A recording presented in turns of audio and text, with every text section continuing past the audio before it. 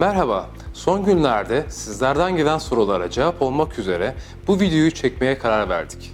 Özellikle Ankara Anlaşması uzatma başvurularında red kararlarının çoğaldığını gözlemlemekteyiz. Ankara Anlaşması vizesinin alınmasından sonraki bir yıllık süre zarfında dikkat etmeniz gereken hususlar ve yapmanız gereken işlemler hakkında bilgilerimizi yeni gelen red kararları ışığında değerlendirmekte fayda olduğunu düşünüyoruz. Öncelikle Ankara Anlaşması'nı aldıktan sonra ilk yapılması gereken işlem ev adresidir. İngiltere'de bir adresiniz olması şarttır. Bir yeri kiralayarak, bir evi paylaşarak ya da birinin yanında kalarak bu adresi edinmeniz mümkündür. İngiltere'de adres edinmek önemlidir çünkü birazdan bahsedeceğimiz tüm işlemlerde size adresiniz sorulacaktır. Adres değişikliklerini de en kısa sürede ilgili makamlara bildirmeniz gerekecektir. Bu ilgili makamları kısaca bahsetmek gerekirse Home Office, polis, bankalar, muhasebeci, HMRC ve diğer ilgili birimlerdir. İlk olarak polis kaydı işleminden bahsetmek istiyorum. Polis kaydı BRP kart tarafınızdan teslim alındıktan sonra bir hafta içinde polis kaydı olmanız gerekmektedir. Bu İngiltere'de yaşayan yabancıların polise bildirdiği ikamet kaydıdır. Sizinle birlikte oturum almış ve 16 yaşından büyük olan herkesin bu kaydı yaptırması gerekmektedir. Zaten kimin polis kaydı yapılacağına dair Home Office mektup onayında bunu belirtmektedir. Polis kaydı için aşağıdaki linkten pasaport bilginiz ve adresinizi girerek randevu alabilirsiniz. Randevular otomatik verilmektedir. Bu sıralar uzun tarihli randevu verilmektedir. O sebeple randevu almış olmak sizin için yeterlidir. Randevu almanız bir hafta içinde kayıt yaptırma sorumluluğunuzu ortadan kaldırmaktadır. Polis kaydı randevusuna giderken Home Office mektubu, pasaportunuz, BRP kartınızı yanınıza götürmeniz gerekmektedir. İlk başvurularda 35 pound civarında bir başvuru harcı ve bir adet yeni çekilmiş resminizi de götürmeyi unutmayın. Yapılması gereken ikinci işlem ise şirket kurulumudur. Business planınıza belirttiğiniz üzere limited şirket ya da sole trader yani şahıs firması kurarak ticari faaliyetinize başlayabilirsiniz. Buna ek olarak Companies House web sitesinden kendi şirketinizi kurabileceğiniz gibi muhasebecinizin yardımıyla da şirketinizi ya da sole trader firmanızı kurulum işlemlerini yapabilirsiniz. Bir diğer işlem ise banka hesabı açılımıdır. Bir adet şahsi, bir adet şirket banka hesabı açmanız gereklidir. Öncelikle şahsi banka hesabınızı açmalısınız. Şirketiniz kurulduktan sonra da şirket hesabınızı açabileceksiniz. İngiltere'de bir banka hesabı açmak biraz meşakkatlidir. İngiltere'de banka hesabı açabilmeniz için adresinizi gösteren resmi bir evrak yani bir proof of address de ihtiyacınız vardır. Adres proof için bankalar her evrakı kabul etmez. Bankaların adres kanıtı olarak kabul ettiği evraklar üzerinde adres yazan UK ehliyeti, elektrik, gaz ve su faturaları, council tax, belediye vergisi veya başka bir bankaların dökümüdür. Birçok banka pandemi sürecinde online banka hesabı açmanızı kolay hale getirmiştir.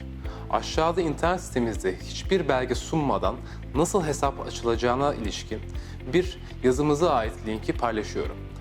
O linki inceledikten sonra hiçbir belge sunmadan bir hesap açabileceksiniz. Bir diğer işlem ise National Insurance numarasına başvuru yapılmasıdır. Yine size aşağıdaki linki paylaşacağım yerden hiç gecikmeden National Insurance numarasına başvuru yapabilirsiniz. İlgili formu doldurup gerekli bazı evrakları da ekleyip postalamanız gerekecektir. Bu numara sigorta numaranızdır. Bu numara ile vergi mükellefi olabilirsiniz. O sebeple bu numarayı edinemezsiniz, vergi ödeyemezsiniz. Ayrıca iş yaptığınızı gösteren Public Liability Insurance yaptırmanız gerekecektir. Limited şirket iseniz enayi numaranızı aldıktan sonra muhasebeciniz ile görüşüp direkt olarak geçiminizi karşılayacak bir maaş ile birlikte kar payı kararlaştırmanız gerekmekte ve bu tutar iş hesabınızdan şahsi hesabınıza her ay düzenli olarak yatırılmalıdır. Eğer sole trader iseniz her ay düzenli olarak belli bir miktar parayı iş hesabınızdan kişisel hesabınıza çek ya da para transferi yoluyla aktarmanız gerekmektedir. Bu miktarın kira, yeme içme ve benzeri giderlerinizi karşılayacak kadar olması gerekmektedir. National Insurance numaranız gelir gelmez muhasebeciniz UTR numarası alacaktır. Bu referans numarası olmazsa veya geç alınırsa National Insurance sigorta primi ödemesi yapılamamaktadır. Bu durum 3 yıllık vize başvurunuzu olumsuz yönde etkileyebilir. Bazen bu sebepten dolayı Home Office 3 yıl yerine 1 yıllık vize verebilmektedir. Enayi numaranızı, UTR numaranızı almadan ve iş hesabınızı açtırmadan da kendi işinizi yapma ve fatura kesme hakkınız vardır. Bu nedenle bu işlemler gecikmiş olsa dahi ticari faaliyetinizin başlamanız gerekmektedir. Tüm ticari işlemlerinizde business yani iş hesabınızı kullanmanız gereklidir. Eğer iş hesabınız açılmadı ise açılana kadar kişisel banka hesabınızı kullanabilirsiniz. Az önce bahsettiğim işlemlerin yanı sıra birazdan değineceğim konularda da dikkat etmeniz gerekmektedir. Home Office, Ankara Anlaşması uzatma başvurularındaki inceleme uygulamalarını gün geçtikçe zorlaştırmaktadır. Bu sebeple birçok red kararıyla karşılaşılmaktadır. Home Office'in son zamanlarda red sebeplerine konu olan bazı hususları belirtelim. Örneğin, şirket banka hesabınızda yeterli hareket bulunmaması bunlardan arasında sayılabilir. Tüm ticari faaliyetlerinizin iş hesabınıza yansıtılması da önemlidir. Para akışları elden yapılmamalıdır. Ayrıca kendi işini yapan biri olarak sizin işle ilgili olarak mutlaka bir takım harcamalar yapmanız gerekmektedir. Her işin olan giderlerinin banka hesaplarına yansıması şarttır. Bu harcamalar yapılan işin özelliğine uygun olmalıdır. Home Office hiçbir harcamam olmuyor şeklindeki açıklamayı asla kabul etmemektedir. Diğer önemli bir konu ise Home Office tüm faturalarınızı istediğinden faturalarınızın bir ya da birkaç ay içinde yoğunlaşmış olması uygun değildir.